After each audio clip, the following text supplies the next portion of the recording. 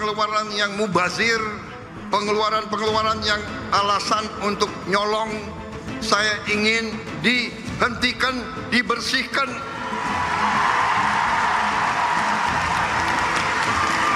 Ada yang melawan saya. Ada. Dalam birokrasi merasa sudah kebal hukum, merasa sudah menjadi raja kecil. Saya mau menghemat uang. Uang itu untuk rakyat. Yang sampai hari ini saya belum paham tentunya adalah dasar daripada efisiensi ini. Apakah penerimaan negara yang tidak tercapai perlu lebih transparan? Arahan Presiden itu, program-program yang selama ini tidak terukur, tidak bisa diukur keuntungannya, manfaatnya bagi publik, itu ditiadakan. Seremonial dikurangi, perjalanan dinas dikurangi, tapi yang pelayanan publik tidak dikurangi. PSO, Public Service Obligation, tidak dikurangi. Kalau berhasil memperbaiki struktur dari APBN kita yang sangat heavy untuk belanja birokrasi, itu akan lumayan gitu untuk bisa mengakselerasi perekonomian.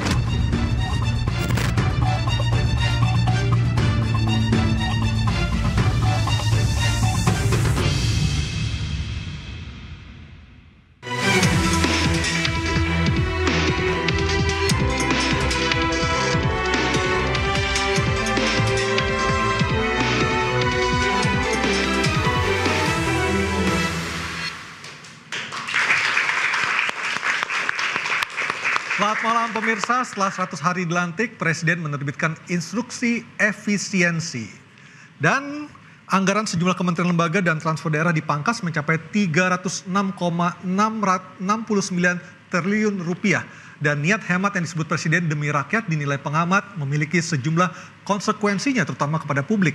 Gelombang PHK, berkurangnya kualitas pelayanan publik, hingga perlambatan pertumbuhan ekonomi. Tetapi kemarin pemirsa, Presiden sempat menyebut ada raja kecil yang melawan efisiensi anggaran yang menjadi amanatnya. Siapakah raja kecil yang dimaksud dan apa dampak efisiensi anggaran untuk rakyat? Bersama saya Aryo Ardi, inilah Interupsi Prabowo. Ada yang melawan soal efisiensi anggaran. Dan sudah hadir bersama kami malam hari ini, di sebelah kanan saya ada Mbak Adita Irawati, Jubir Kantor Komunikasi Kepresidenan. Selamat malam Mbak Adita. Selamat malam Mas Aryo. Ada Mas Muhammad Haikal, politisi Partai Gerindra, juga Wakil Ketua Komisi 11 DPR. Selamat malam Mas Haikal. Selamat malam.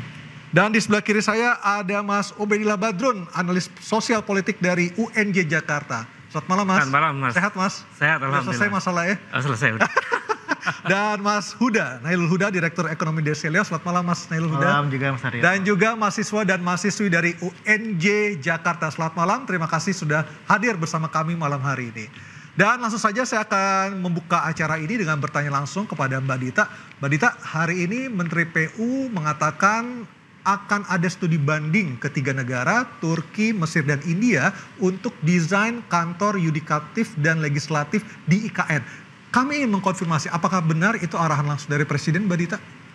Ya, yang jelas apa yang kemudian dilakukan oleh para menteri tentunya sesuatu yang juga sudah dikonsultasikan ya. Dan seperti yang juga disampaikan juga bahwa yang namanya pembangunan IKN itu tetap akan dijalankan ya. Dan bahwasanya kemudian Kementerian Teknis ini akan melakukan studi banding. Tentu ini ada tujuan untuk tadi ya, bagaimana nantinya IKN betul-betul bisa menjadi sebuah ibu kota secara politis di mana ada yudikatif, legislatif, dan eksekutif semua ada di sana.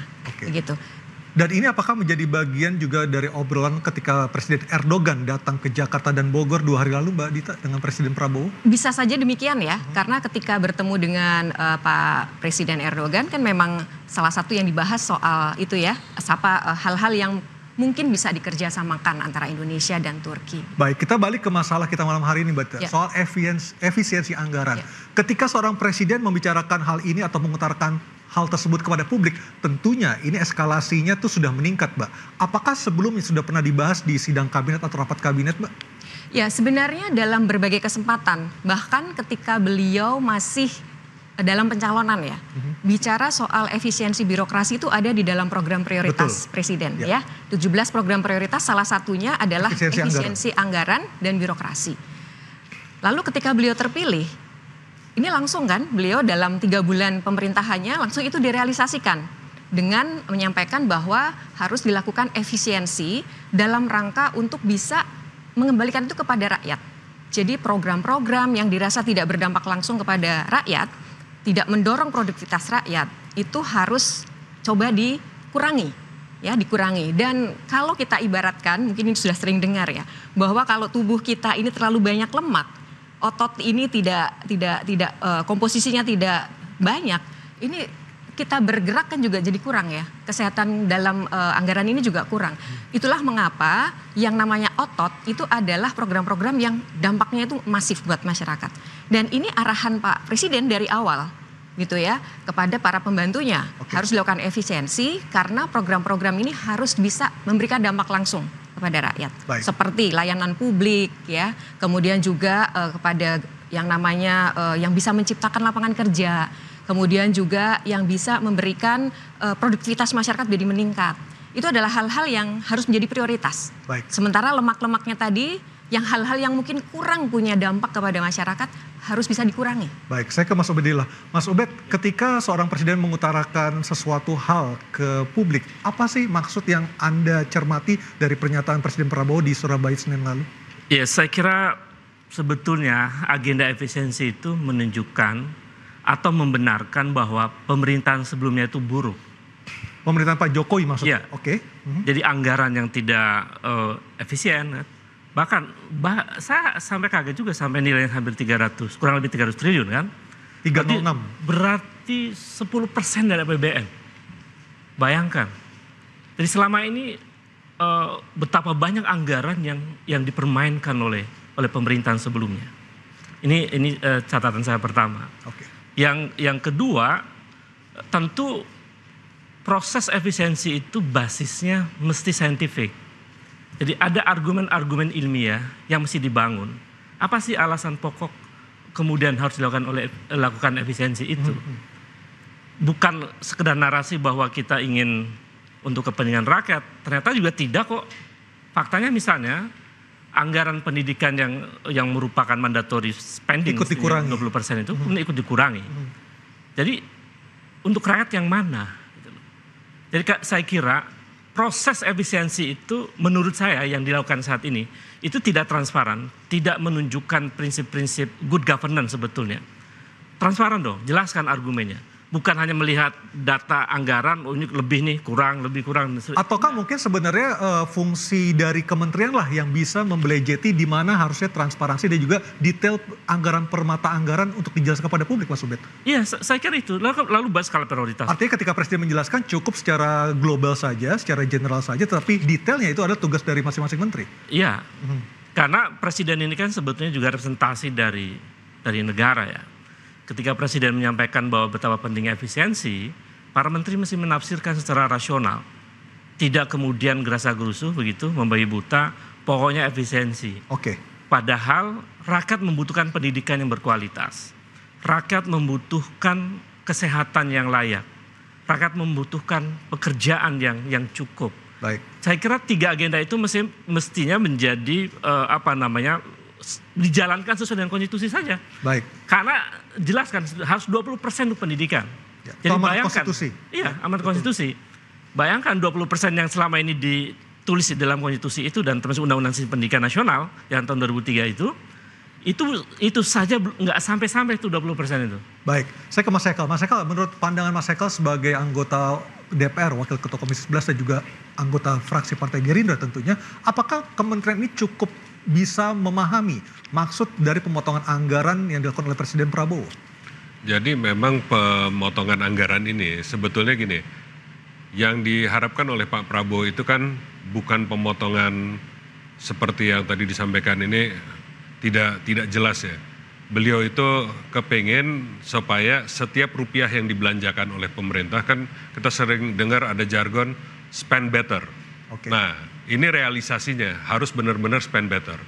Jadi beliau itu kan lihat loh, ini kok banyak sekali belanja-belanja yang kelihatannya mengada-ada. Kita buat contoh aja ya. Kita sering kali ini sebagai warga Jakarta aja sering mengeluh menjelang akhir tahun, kok sering ada galian jalan. Betul. Kayaknya ngabis-ngabisin anggaran akhir tahun.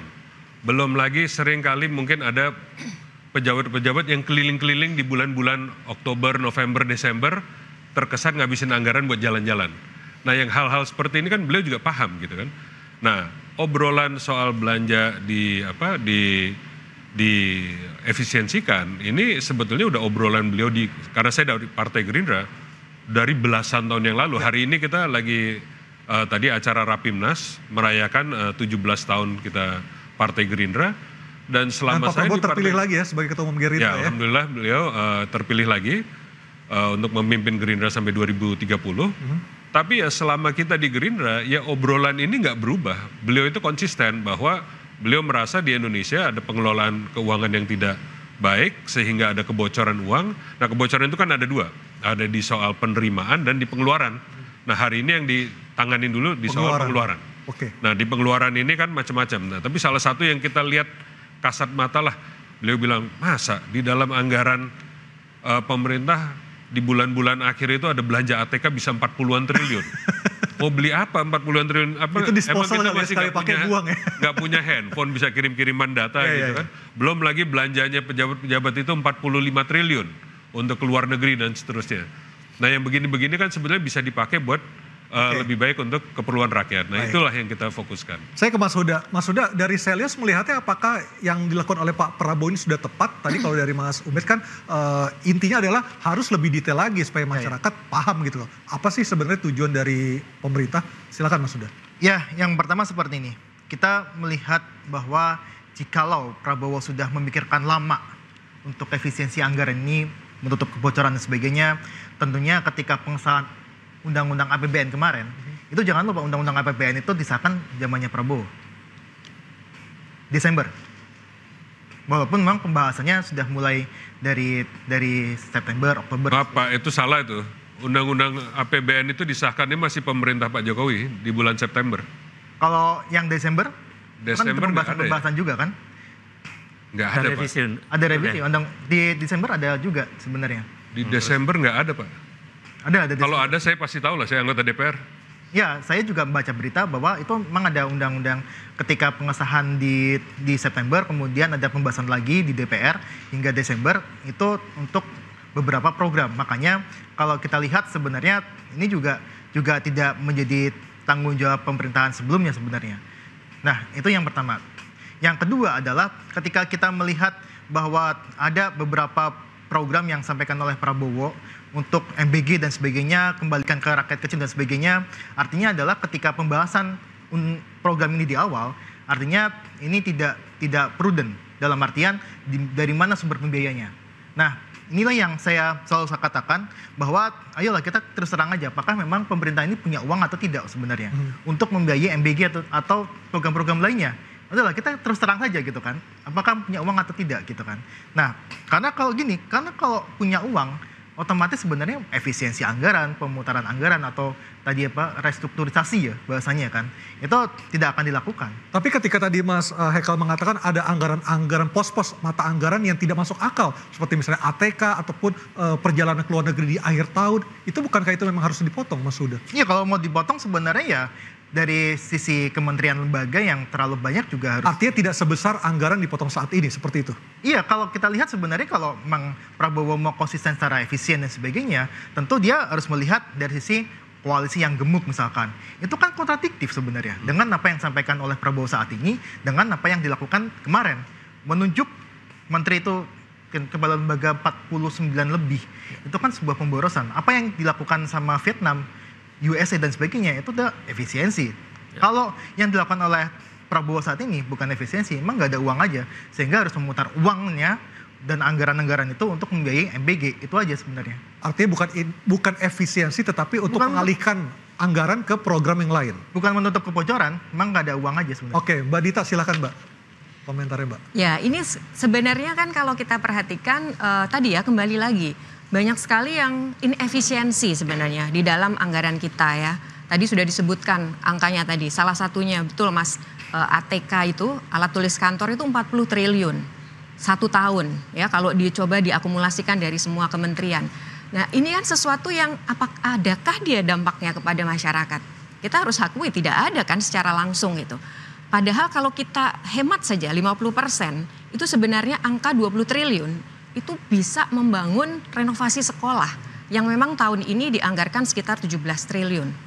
Jadi ini sebenarnya itu tadi ya, bagaimana yang namanya efisiensi, karena sekarang ini kita melihat banyak sekali hal-hal yang sebenarnya masih bisa dihemat di kementerian, itu coba kita alihkan untuk bisa memberikan program yang lebih real gitu ke masyarakat ya. Jadi bahwasannya tadi ada pendapat soal itu, sebenarnya kita kembali lagi bahwa semangatnya ini kan kita ingin jangan sampailah ada yang bocor, ada yang tidak efisien, yang itu rakyat cuma bisa nonton. Untuk MBG apakah pemerintah masih punya uang, Mbak? Jangan dijawab dulu, Mbak ya. Kita akan lihat jawabannya usai pariwara. Tetaplah bersama kami di Interupsi.